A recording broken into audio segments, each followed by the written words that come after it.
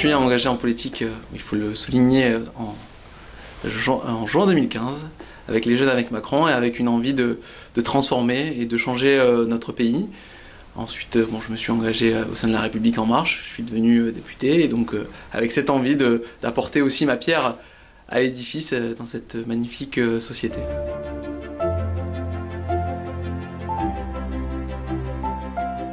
Priorité, l'étang de Berre, ça me tient particulièrement à cœur, la réhabilitation de l'étang.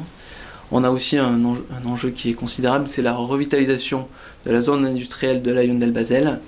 Et puis, étant donné que je travaille sur les sujets de mobilité, on a un enjeu sur le déplacement dans cette circonscription qui est considérable.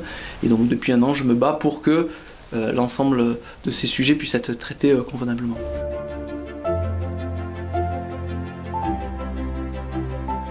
Alors c'est un enjeu qui est considérable. Il y a encore 9 mois, je travaillais dans une société privée et donc j'étais confronté tous les matins à ces problématiques de transport. Donc je sais ce que vivent nos concitoyens. Et il y a un deuxième aspect, un chiffre qu'il faut rappeler, un quart de nos compatriotes, de nos concitoyens, ont refusé un emploi et une formation à cause des problèmes de transport. Donc face à ça, il y a effectivement cet agenda métropolitain de la mobilité qui est mené par Jean-Pierre Cérus. Moi je travaille à ses côtés pour justement aller chercher les financements nécessaires et le déployer sur l'ensemble de notre territoire.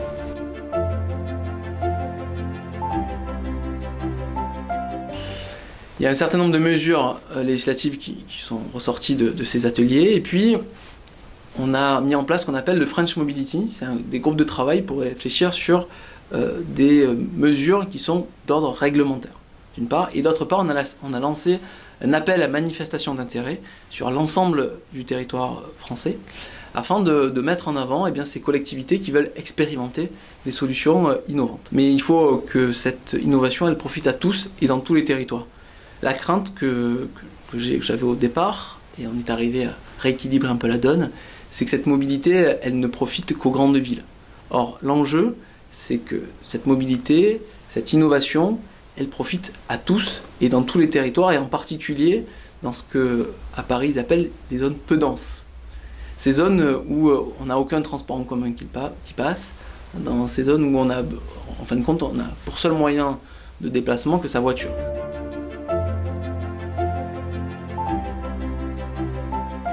Oui, je suis favorable à cette fusion, elle me semble nécessaire. Par contre, je suis convaincu que cette métropole, elle marche sur la base des 92 communes déjà existantes. Il y a 29 communes dans le nord du département qui veulent se prendre en main, expérimenter une nouvelle institution. Donc moi, mon intime conviction, c'est qu'il faut laisser cette liberté d'expérimenter et laisser les énergies se développer sur ce territoire.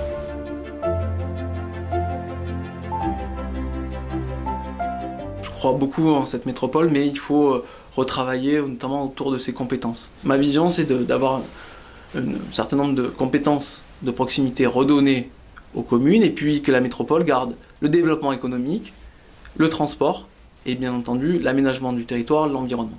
Et tout le reste, redonner de l'oxygène à nos élus de proximité.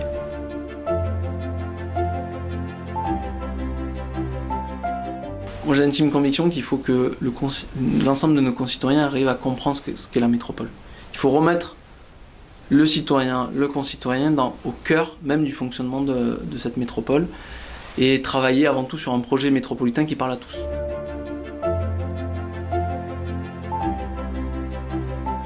J'ai pas vu Jean-Claude Gaudin le dire, mais si c'est le cas, je l'invite à passer une journée avec moi dans ma circonscription et il verra que je ne suis pas hors sol.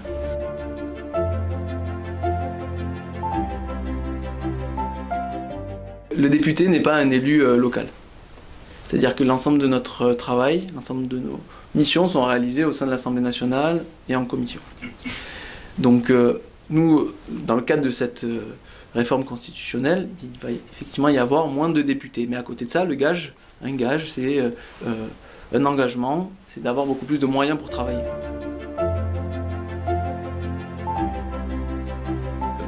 Ce vote a eu lieu à 2 h du matin cette semaine. Et donc j'ai fait partie de ces députés qui ont pris leurs responsabilités et qui ont décidé de soutenir un amendement de la Commission de développement durable et aménagement du territoire qui vise à inscrire dans la loi la sortie, l'interdiction du glyphosate dans une échéance connue, c'est-à-dire 2021. Il y a deux raisons. La première, et elle est centrale et on n'insiste pas assez sur le sujet, c'est la santé de nos agriculteurs. On se rend compte qu'un certain nombre de maladies, notamment la maladie de Parkinson, est la plus élevée au niveau, le nombre de maladies le plus élevé au niveau de ces agriculteurs. Deuxième aspect, c'est la biodiversité et nos abeilles. On a organisé un certain nombre de tables rondes avec des apiculteurs, on s'est rendu compte que ce sujet du glyphosate était une catastrophe pour l'ensemble des apiculteurs. Et notre biodiversité n'a pas besoin de ça. On a besoin de redonner un nouvel élan à notre biodiversité.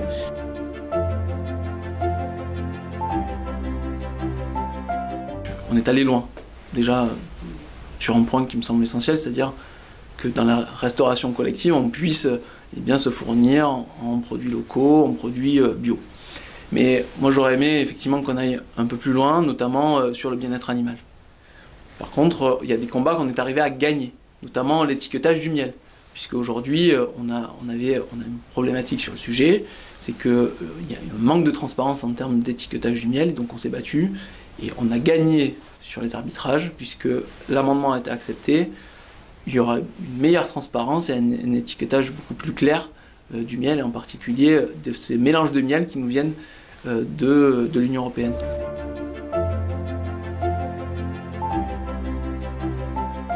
Je l'ai dit depuis le début, je ne suis là que de passage.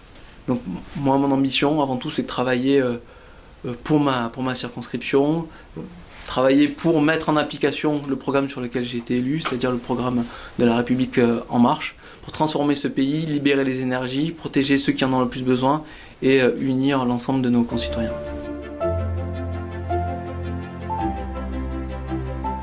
Le coup de gueule, c'est les amendements. J'ai porté des amendements cette semaine pour lutter contre le gaspillage alimentaire. Et donc ce que j'ai proposé, c'est une sensibilisation au gaspillage alimentaire dans les écoles. Ça a été refusé à la fois par ma commission et par le gouvernement. Donc si j'ai un coup de gueule à passer, c'est sur ça. Il faut travailler sur le gaspillage alimentaire dans les écoles.